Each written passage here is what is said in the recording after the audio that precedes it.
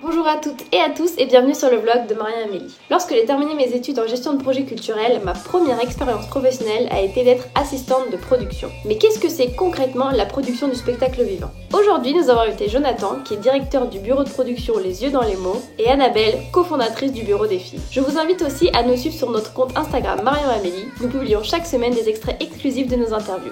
Tout de suite, je laisse la parole à Marion et à nos invités. Bonjour, je suis Jonathan Boyer, directeur du bureau de production Les Yeux dans les mots, qui est basé à Caen. Bonjour, je m'appelle Annabelle, je suis administratrice de compagnie théâtre pour le bureau des filles. Un bureau de production dans le spectacle vivant, qu'est-ce que c'est? Alors un bureau de production dans le spectacle vivant, c'est une structure qui accompagne des projets réalisés et créés par des artistes, qui sont menés par une équipe et une structure indépendante, et qui va être en collaboration avec des compagnies pour le développement de projets en spectacle vivant. Donc on va être sur des endroits de développement de budget, développement d'outils de communication, d'outils de diffusion. Aujourd'hui, on accompagne 6 compagnies en théâtre et en danse. Voilà, donc aujourd'hui en théâtre, on accompagne les compagnies Acté, la compagnie du théâtre des Créchités qui est basée à Rouen, la Spark Company, et en danse, on accompagne le chorégraphe Ashley Chen pour la compagnie Cachille, Louis Barrault, Margot d'Orléans. Voilà, et donc on a des discussions aussi avec d'autres compagnies plutôt émergentes pour de nouvelles collaborations à venir.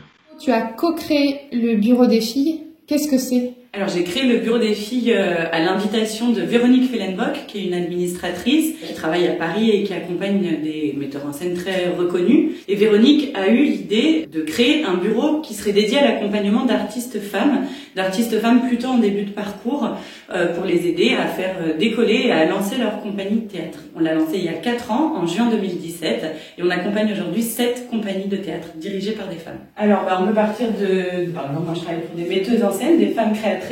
L'une d'elles va avoir un jour une idée. L'idée, c'est de définir avec elle quels sont les contours de son projet, ses contours artistiques, ses envies, le nombre de personnes qu'elle voudra au plateau, etc., et tous les corps de métier dont elle va s'entourer. Donc on va partir de l'idée. Donc après l'affinage de l'idée et de tout le contour du projet, on passe à la phase de production.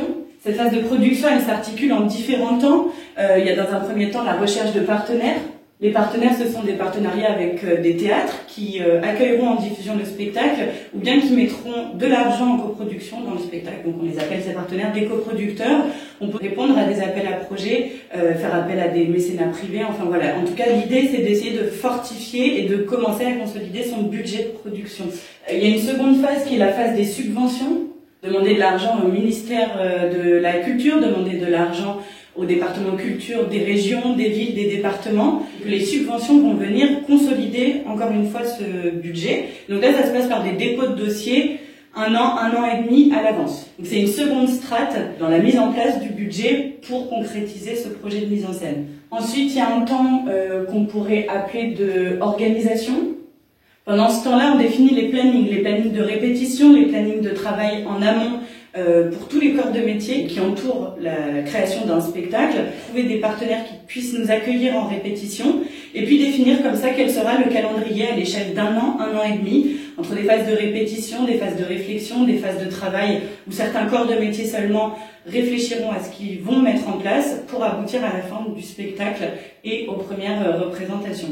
Ensuite, on a donc les répétitions à proprement parler. Donc là, c'est des temps qui sont plus calibrés, 8 semaines, 5 semaines, 10 semaines, selon la taille des projets, le nombre de personnes sur scène. Après toutes ces étapes-là, on arrive à ce qui est le plus concret dans ce projet, c'est-à-dire la première représentation. Ça, c'est le partage de tous ces corps de métiers qui ont œuvré pendant 1 an et demi, 2 ans au montage de projet. C'est le partage du projet avec les théâtres et surtout avec les publics. La première représentation, en vrai, ce n'est que l'annonce de tout ce qui va suivre, c'est-à-dire de ce qu'on appelle la diffusion. La diffusion, elle se travaille en amont et pendant les étapes de production, bien sûr. La diffusion, ça veut dire diffuser le spectacle dans des lieux où il y a des publics, qui mènent une stratégie très précise pour faire parler du spectacle une fois qu'il est conçu à des directeurs ou des directrices de théâtre, pour les amener à venir découvrir le spectacle et à terme de programmer dans leur propre théâtre ce spectacle. Et quel a été ton parcours à toi pour en arriver là où tu en es aujourd'hui? Alors moi, je suis passé par des études de communication et après j'ai souhaité développer des compétences en entrepreneuriat culturel. Donc j'ai fait une école qui s'appelle Infocom à Paris.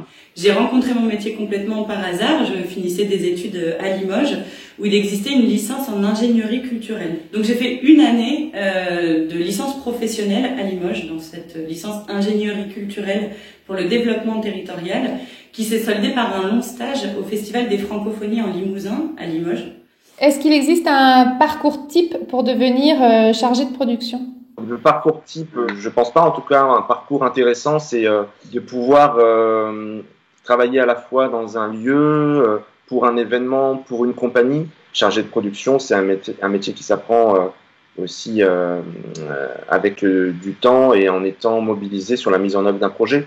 Donc ça peut passer par plusieurs expériences. Après, moi, ce que je conseille, c'est une expérience un peu croisée avant de choisir un secteur ou un poste de prédilection pour pouvoir être conscient justement du croisement des postes et des réalités différentes.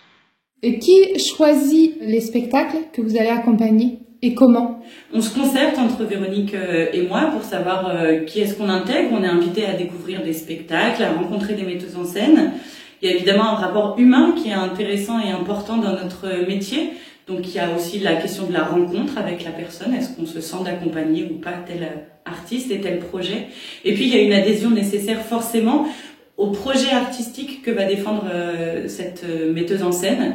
Est-ce que on se sent proche des thématiques abordées, développées et défendues dans ces projets ? Est-ce qu'on se sent très éloigné et qu'on ne verrait pas qu'est-ce que nous on pourrait offrir à ce projet ? Voilà, on réfléchit comme ça ensemble et puis on acte. Et comment on peut se projeter sur la production d'un spectacle avec des salles actuellement fermées au public ?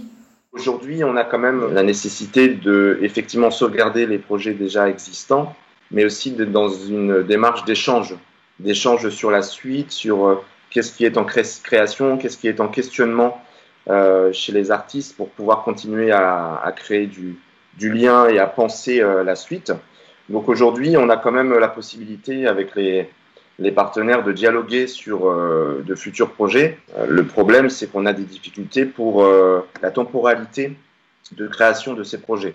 Donc on est vraiment quelque part très freiné par ça et un peu frustré, parce que c'est pas faute d'avoir envie et d'avoir une force créatrice de la part des artistes et aussi de la part des programmateurs une attention et une volonté d'accompagner des projets pour lesquels ils seraient sensibles, mais on a vraiment un problème de planification. Ils vont comment, les artistes que vous accompagnez ?